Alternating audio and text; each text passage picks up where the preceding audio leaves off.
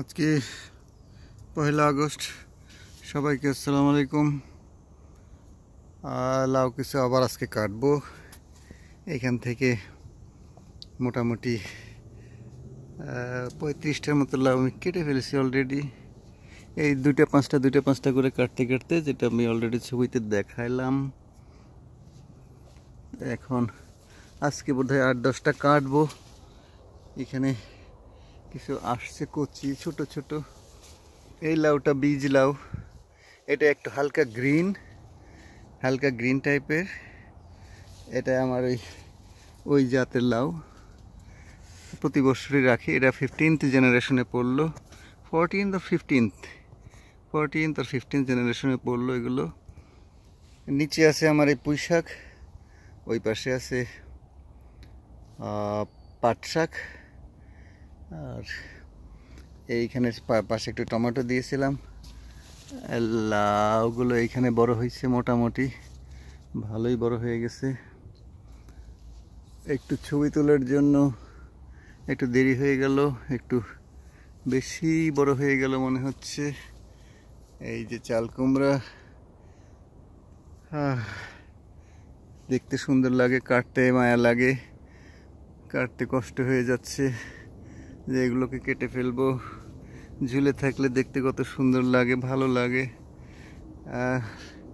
একটা কথা আমি আপনাদের বলি যে আমার কিন্তু লাউ গাছে পোকা ধরে। এই দেখেন না কত পোকা। আমারও কিন্তু লাউ গাছে কালো হয়ে যায়, লাল হয়ে যায়। দেখেন একটা লাল হয়ে গেছে, নষ্ট হয়ে গেছে। আমার হয় না তা না, আমারও হয়, কিন্তু আমার হয়তো পরিমাণে একটু কম হয়, আপনাদের পরিমাণে একটু বেশি হয়, কিন্তু আমারও হয়। আমারও অনেক লাউ মরে যায়। এই যেমন এই যে লাউটা নষ্ট হয়ে গেছে, এটা ফেলে দিতে হবে, তো এরকম দুই একটা পাওয়া যায় যেটা আসলে নিয়ন্ত্রণের বাইরে, কিছু করতেও পারি না, মনে খারাপ লাগে।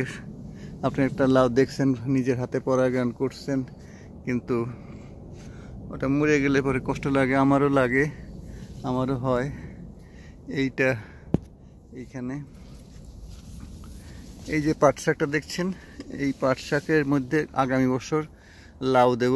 এই পাট শাকের এরিয়াতে আগামী বছর লাউ দেব। ওইখানে ওই পাশে 4টা লাউ গাছ আছে আর 4টা টমেটো গাছ আছে। এই পাশে 4টা লাউ গাছ আছে, 4টা টমেটো গাছ আছে। আমি এইগুলো স্থান পরিবর্তন করে দিই, অর্থাৎ এই বছর পূর্ব পাশে এবং পশ্চিম পাশে দিয়েছি। আগামী বছর নেক্সট ইয়ার আমি নর্থ অ্যান্ড সাউথে দেবো। এটা হলো এটা নর্থ, আর এটা হলো এই সাউথে দেব। জায়গা পরিবর্তন করে ফেলবো। এই যে মাটি কুপিয়ে ফেলেছি, এখানে 5 ব্যাগ গোবর দিছি, আরও 10 ব্যাগ গোবর দিব।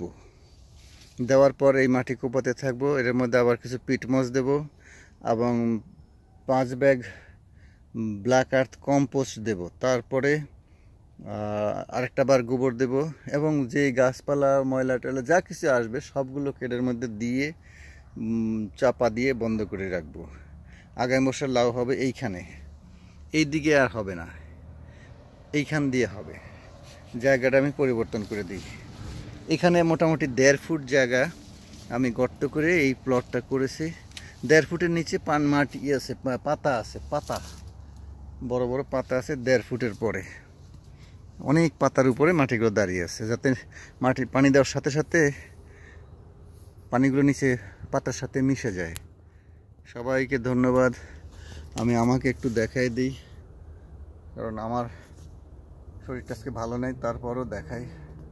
Thank you very much. আল্লাহ হাফেজ, বাই বাই।